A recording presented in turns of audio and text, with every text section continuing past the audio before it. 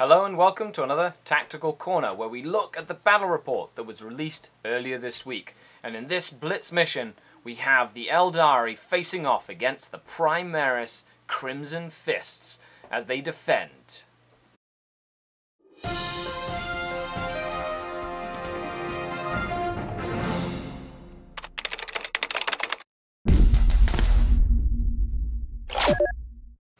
Hello and welcome to another Tactical Corner here on Skari, where I talk about the tactics and strategy in-game for the battle report released earlier in the week. So first and foremost, check the link down below.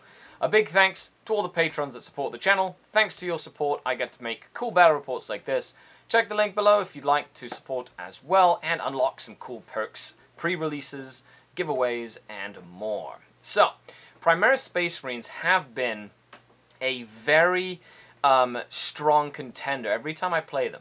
They have a fantastic ability to do a lot of damage and not really whittle down over time. So they're really good in the long game, not only the short game. Their bolters are really good, their range is really good, their toughness is really good. Now, my biggest threat was going to be the Reavers and those aggressors because they put out a lot of shots. And if you don't deal with that big dreadnought, that thing can also destroy a lot of Dark Eldar at a time. Surrounded by Pedro Cantor, they're getting rerolls to hit, and with a Lieutenant, they're rerolling those ones to wound, making the bunker very nasty. My objective was to get into their deployment zone, so I was going to have to go straight into the fray. Now, my army was a very thematic army.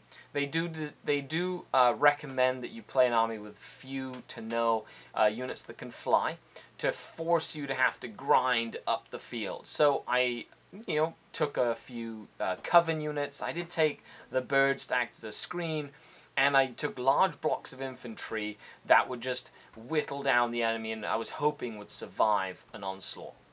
Now, Rob was very smart with his deployment.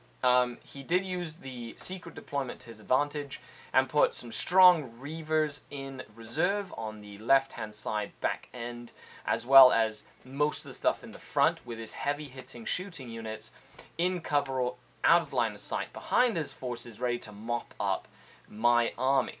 Now, I hit the units in the middle quite quickly, and I started doing a lot of damage.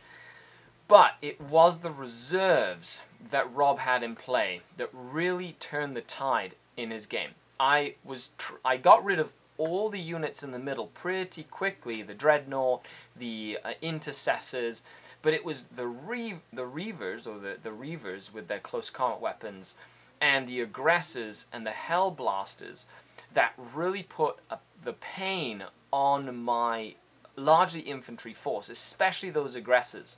The amount of strength 4 shooting they put out, especially when they don't move, is punishing, is incredibly nasty.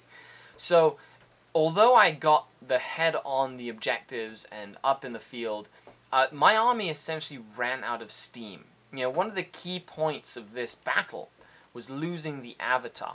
And even though the Avatar dispatched of Pedro Cantor, spoiler alert right there, the Hellblasters really did short work of him after that. And once he was dead, it was just a lot easier for the basic Primaris infantry with their large number of attacks and good strength to just mop up my army. And even though I could recycle units, at that point it was too late in the game finished, and I was unable to get into his deployment zone. So let me know what you think of this style of mission down below in the comments. Like, share, subscribe. Thanks a lot for tuning in. This is Skari, your grateful host. Till next time, Skari out.